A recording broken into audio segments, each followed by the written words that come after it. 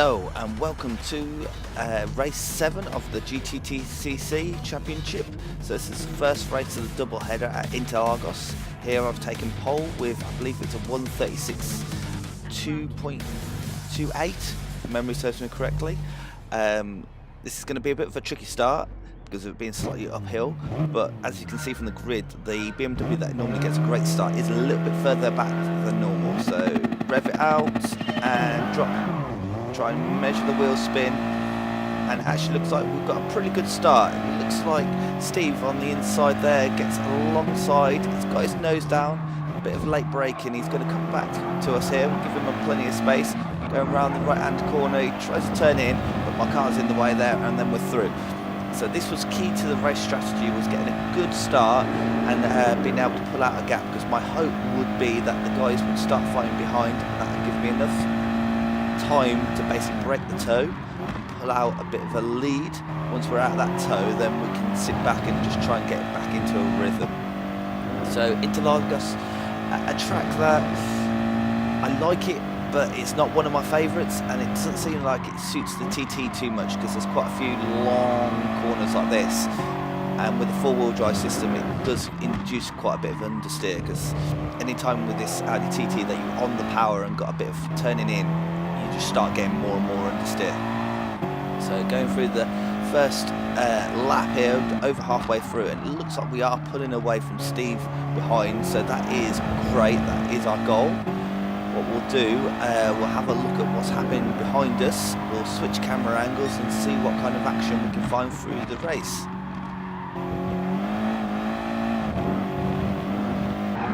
So mixing up behind, you can see Steve's got a little bit of a gap, but the BMW is looking at APA in the Megane, and then we've got Dre just behind in the yellow TT. Further behind we've got Marco in the orange TT, trying to flash us, see what's happening, and we've got Wimpy in the Tamiya car. Looks like he's got a different livery this week, not as much of a fan. And we've got Ricky going against the Durex Huracan down into the first corner, but it looks like the Huracan's gone a bit too deep. I love that livery on that Halfords car, looks very BTTC, and Ricky looks like he's actually come off worse off. He's all the way down to last in the Heineken Subaru STI, which is a big shame for him.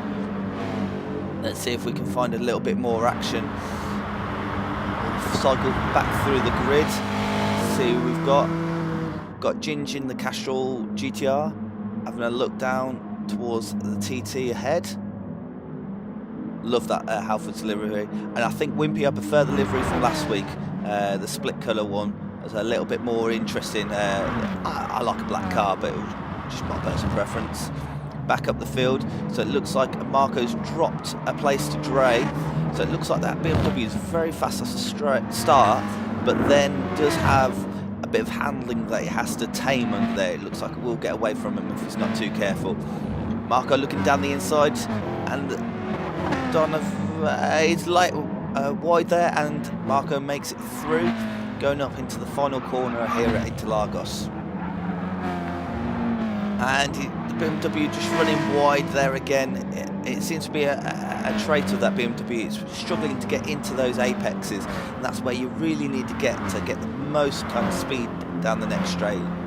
Looking forward, APA's dropped back a bit from Steve, so it looks like he's just trying to get the Renault Megane up to temperature and into the groove. Dre looks like he's trying to hold on and potentially try and hold off Marco, because it looks like Marco's on a bit of a charge here and catching up.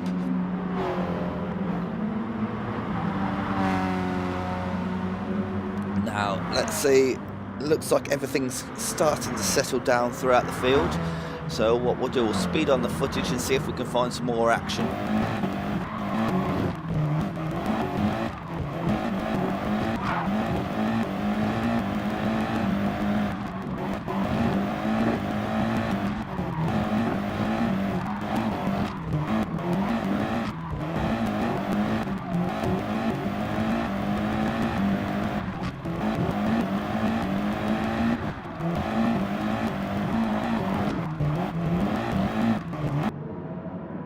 So we've pushed on a few laps and we're looking back in the field. So here we've got in 9th position, we've got the Halfords TT.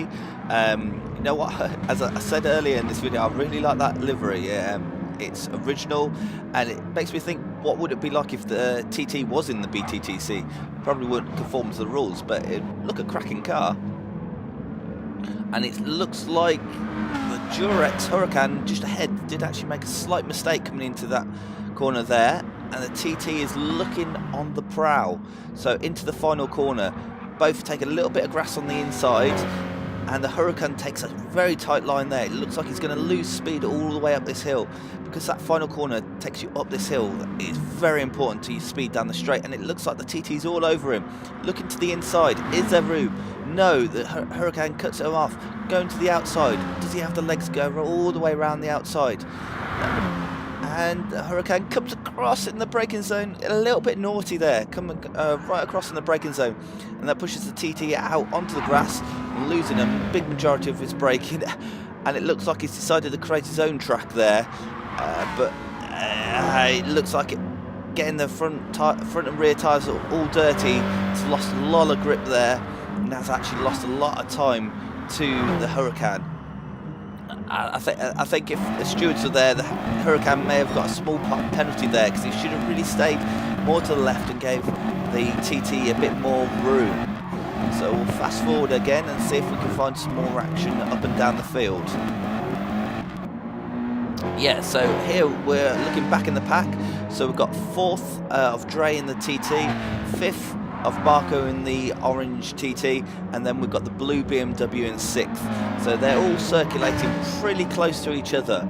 So it looks like whoever makes a mistake will just drop back a little bit, start to get caught by the other one, and either hold up somebody else or get passed by themselves. But it looks like Marco's got a bit of a slipstream of Dre. He's got a good exit out that final corner. Dre's looking defensive. Marco goes to the outside in the same car here, so it's just down to driver, down into first corner. Quick, change camera, god damn you. And it looks like Dre managed to hold him off, but Marco taking good speed through that Sen RS, and is again in the slipstream of the Nike TT.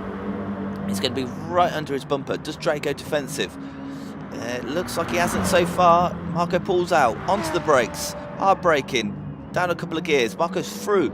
Does run a little bit wide, but just keeps it within the confines of the track, and it looks like he's completed the pass. That was a good pass set up from a few corners ago. That's good clean racing there. Both drivers gave each other respect and room, so I'm impressed with that one. Can the blue BMW now start to catch up? And even more interesting, can Dre mount an attack back? Looks like he's running wide and he's dropping back though, so he's going to now be under attack from the blue BMW. Let's see if we can find a bit more action throughout this race.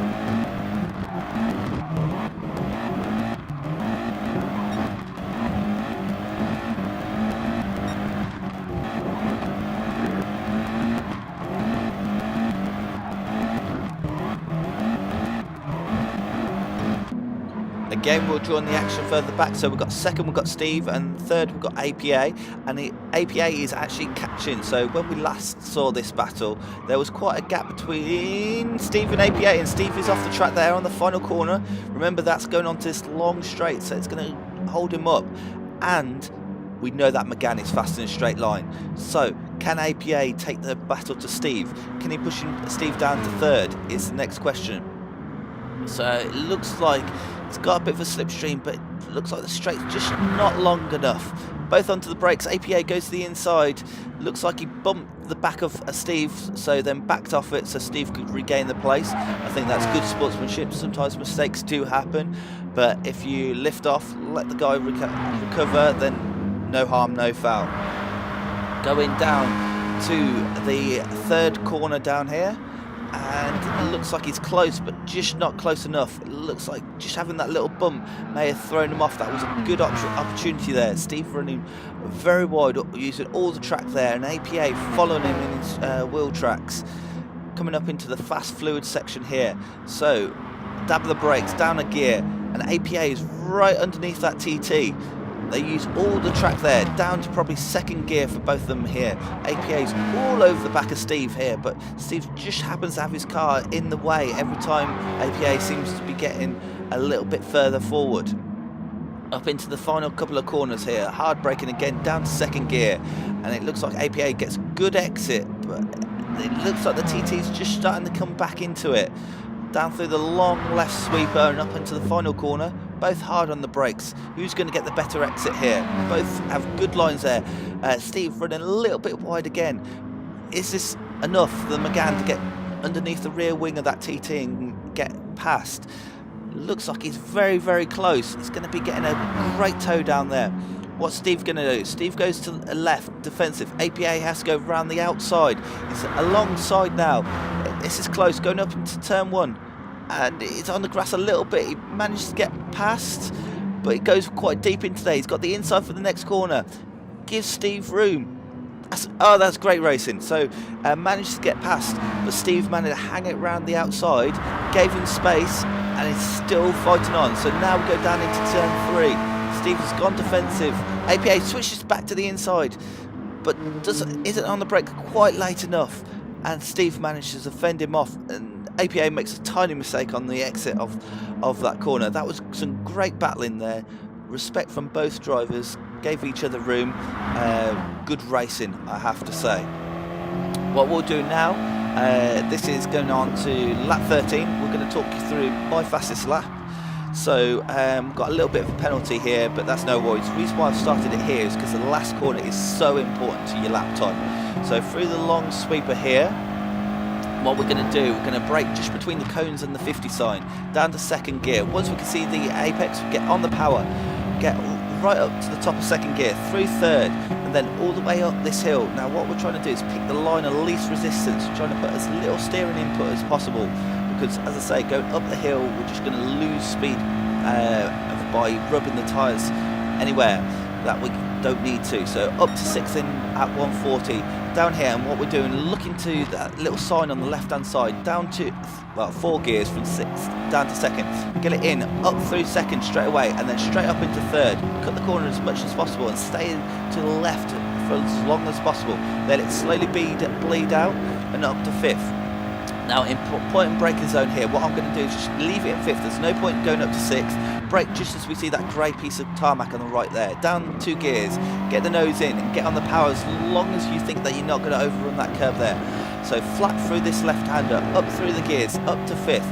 Now this is quite a tricky corner. Stay to the left. We're going to brake down 2 gears, use the power to turn the car in up to 4th, and then use all of the curb on the exit here. Down 2 to 2nd, get all over that curb more. You can even use more of the curb there. Stay in 2nd, let it turn in. Once we're sure that the understeer, up to 3rd and power out, and then hard under the brakes here, back down to 2nd. Now we want to touch the curb, but we don't want to be on the curb. If we get on that curb, it's going to throw us out. Up through the gears. This is an easy left-hand corner. Just power all the way through, up through the gears, again braking between the cones and 50, down to 2nd gear, get up all over that curb, and then back on the power, up through 3rd. It's okay, we can use all that curb there.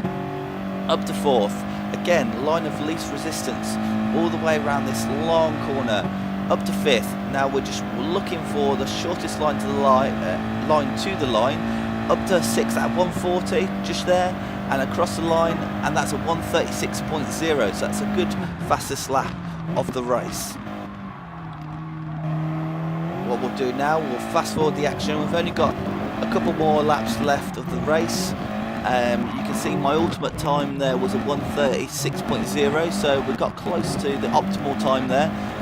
So I feel like we had good pace, good consistency throughout this race, and we managed to pull out a nice gap to Steve of 13 or 14 seconds. So that's almost a second a lap difference. I know Steve was battling with APA, and anytime you're battling, you're going to be losing time, and it looks like he made a couple of little minor mistakes, so did lose a little bit of time there. You can see we do have a penalty, and that's just from overstepping the mark a couple of times around the lap there, but nothing too horrendous. Coming along the start-finish straight to win the race. We're starting on pole, fastest lap and race win, so we're taking the trio today. It's a good result. I'm happy with it. It means that we're putting more points between us and Steve, which is always great to see. Let's have a look how it finished just behind us. Steve and APA only split by 1 second, so it looks like they had a very close race, as well as Dr. Dre and Donovan, only a second between those two as well. So as you see there, race win, pole, fastest lap. I'm happy with that. That's 20 points in the bags. If you enjoyed it, there'll be race 8 of GTTC on Wednesday. Have a good night.